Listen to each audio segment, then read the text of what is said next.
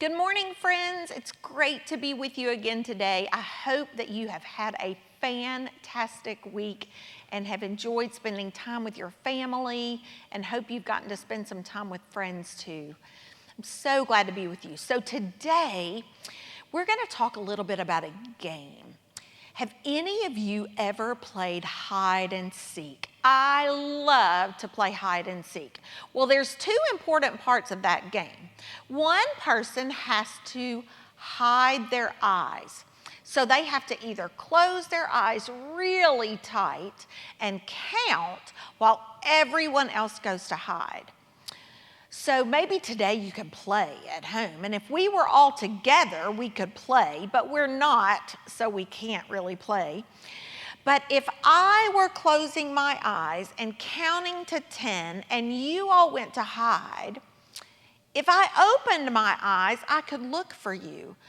But what would happen if I opened my eyes, but then I couldn't see? It would make it a little harder for me to find you, wouldn't it? Well, if I opened my eyes and couldn't see, it would make it hard for me to do lots of things. We use our eyes for lots of things.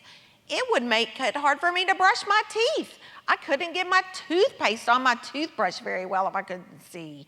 Or it would make it hard for me to eat my ice cream or eat my dinner or take my dog for a walk.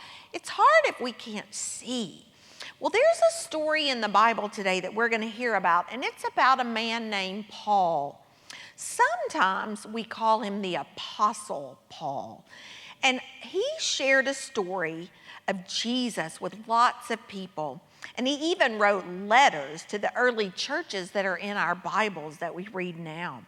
But before Paul was an apostle for the early church, he was actually named Saul. And he was very mean to Christians.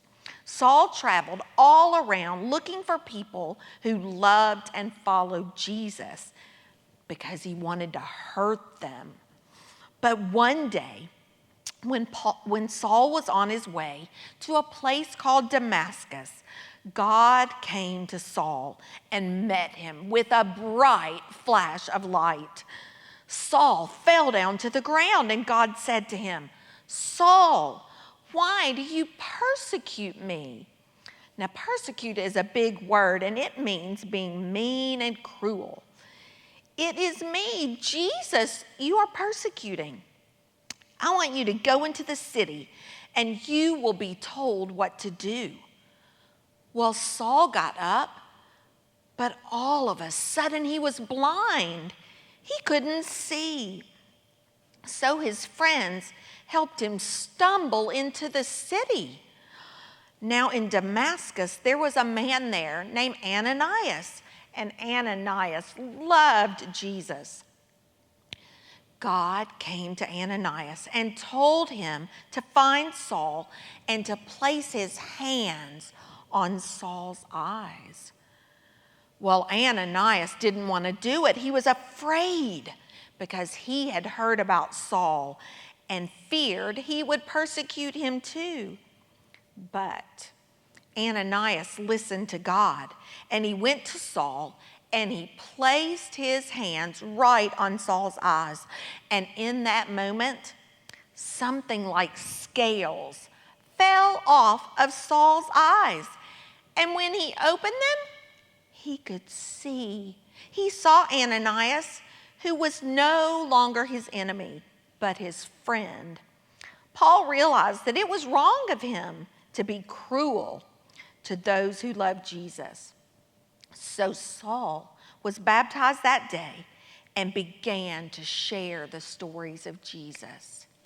So, sometimes we all do things that are not the things we should do. We make choices and are cruel and say things that are unkind. But because Jesus lives in us and his light lives in us, we can continue every day to work hard and make good choices and share that love with people that we meet. I hope to see you friends really, really soon. Have a great week.